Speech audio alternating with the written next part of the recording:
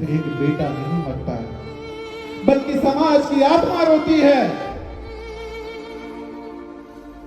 और एक माँ बोलती है कि मुझे न्याय चाहिए, पर वो माँ की आंसू अब ठहरेगी नहीं। अब एक गुस्सा हमारा रुकेगा नहीं। अब हर माँ बोलेगी और एक संकल्प लेगी कि मुझे न्याय चाहिए। और हर यहाँ पे युवा बोलेगा मुझे रोजगार चाहिए, हर बेटी कहेगी मुझे सुरक्षा चाहिए, हर व्यक्ति बोलेगा मुझे जिंदगी चाहिए। और बिहार के हर गली मोहल्ले से एक आवाज आएगी, मुझे निशिकांत चाहिए, मुझे निशिकांत चाहिए। मुझे इस लड़ाई में ताकत देती है। और साथियों, आज का मैं जो दिन है, ये मैं कोई भाषण देने के लिए नहीं आया हूँ। मैं सिर्फ और सिर्फ आप लोगों को जगाने के लिए आया हूँ, ताकि आने वाले समय में आप अपने हक की हिस्सेदारी के लिए लड़ाई लड़े। और जो सम्राट अशोक एक इतिहास रच कर गए थे, वो फिर से हम लोग इतिहास रचने का काम करेंगे। और हम लोग जो बोलते हैं, हमारा समाज जो बोलता है कि हम सम्राट अशोक के वंशज हैं और जगदेव बाबू के अनुयायी है, सब झूठ, सब झूठ। अगर आप सच में सम्राट अशोक के वंशज होते तो आप दूसरे का झंडा ढोने का काम नहीं करते। सम्राट अशोक के वंशज कभी भी दूसरे का झंडा नहीं ढोए, तो हम फिर किसी और का झंडा और किसी का झोला क्यों ढोने का काम करेंगे। हम तो उन्हीं के वंश हैं, हम तो उन्हीं के अंश हैं, और हम जगदेव बाबू के अनुयायी भी हैं। तो हम झंडा ढोने का काम नहीं करेंगे, हम खुद पूरे देश को झंडा ढुलवाने का काम करेंगे। और आने वाले समय में अपना हक और हिस्सेदारी लेकर रहेंगे। इसके लिए आप सभी को एकत्रित होने की जरूरत है। और सिर्फ मैं आप लोगों के लिए अपना सब कुछ छोड़कर, अपना व्यापार, अपना बिजनेस, अपना परिवार, अपना बच्चे, अपने सब कुछ छोड़कर साथियों,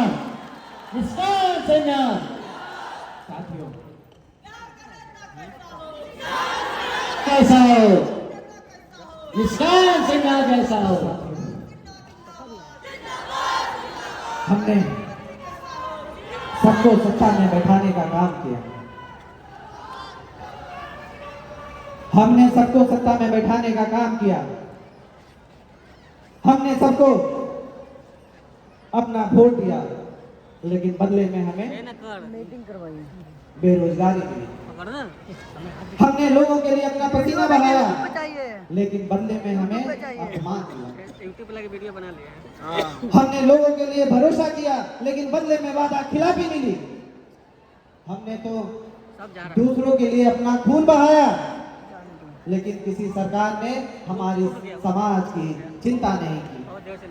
हमने तो उनके लिए दीवारें उठाई थी, लेकिन किसी सरकार ने एक छत बनाने का काम। शांति में बैठे रहे साथियों, अब बस, अब बहुत हो गया। अब हम नेतृत्व मांगेंगे नहीं, बल्कि खुद करेंगे। अब हम सिर्फ भीड़ का हिस्सा नहीं, खुद निर्णायक बनेंगे। अब बिहार को बदलने की जरूरत है। बात बदलाव की और बात बिहार की। साथियों, इस 40 सालों में हमने कई सरकारों को देखी, सरकारें आते रही जाते रही, लेकिन हमारी जिंदगी वही की वही रुकी रही। 40 साल को इस कम समय नहीं होता है साथियों। हमारे 4 दशक गुजर गए, और हर बार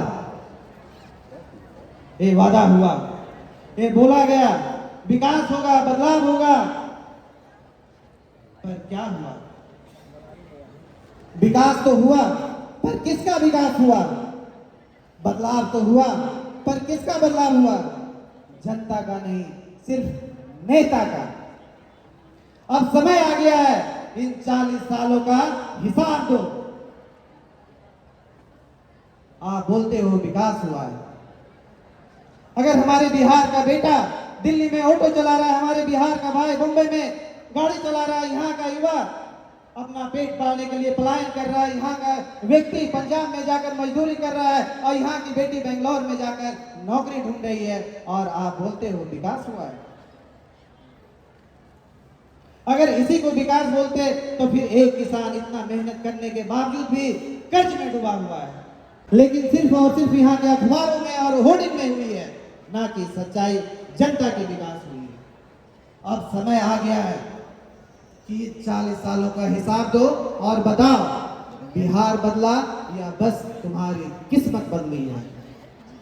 साथियों, अब समय आ गया है कि हम बिहार की जनता को एक नया विकल्प दें,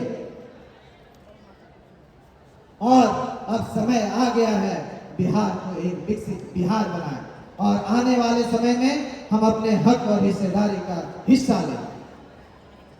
इसके लिए आप सभी को एकजुट होकर लड़ने की जरूरत है। मैंने दाव लगाया ताकि आने वाले समय में हमारा समाज एक मजबूत और एक सशक्त समाज बने।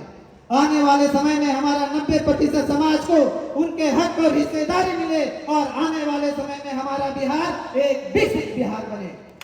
इसके लिए साथियों, आप सभी को अपनी सोच को बदलने की जरूरत है और एकजुट होकर लड़ाई लड़ने की जरूरत है। और मैं किसी से डरने वाला नहीं हूं। मैंने पहले भी कहा था कि अगर मुझे अपने समाज के लिए अपनी शहादत भी देनी पड़ी तो मैं देने के लिए तैयार हूं। सिर्फ और सिर्फ मुझे आपका साथ चाहिए। अब ये जो हमारी लड़ाई है, ये आर पार की लड़ाई है, ये आर पार की लड़ाई है। साथियों, आप लोगों ने देखा है कि पिछले 2 सालों में हमारे समाज की भाइयों की कितनी हत्याएं हुई। करीब 2 साल में 200 हत्याएं हुई, लेकिन कोई भी हमारे समाज के नेता या सरकार इस पर बोलने के लिए तैयार नहीं। बात सिर्फ हत्याएं की नहीं है, बात सिर्फ एक व्यक्ति की हत्या की नहीं है। बात है कि हमारे समाज की पहचान को मिटाने की कोशिश की जा रही है। बात यह है कि हमारे विरासत को खत्म करने की कोशिश की जा रही है, और इस हत्याएं पे सरकार मौन है, प्रशासन चुप है और न्याय व्यवस्था तमाशा देख रही है। क्या कुशवाहा समाज की जान की कोई कीमत नहीं? क्या हमारे आंसू, हमारे खून, हमारे मातम का कोई मोल नहीं? जब भी हत्याएं होती है, मुख्यमंत्री साहब व्यस्त है, सरकार चुप है, और हमारे समाज के नेता गायब हैं, और हमारे नौजवान मरते जा रहे हैं। पटना में दिन दहाड़े हमारे समाज के भाइयों को गोली मार दी जाती है।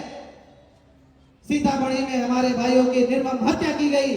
सीतामढ़ी के बाद सासाराम में हमारी स्नेहा कुशवाहा बहन की हत्या करके फांसी पे लटकाया गया, और उसके माता पिता को अपनी ही बेटी की लाश देखने की चाहत पूरी नहीं हो पाई।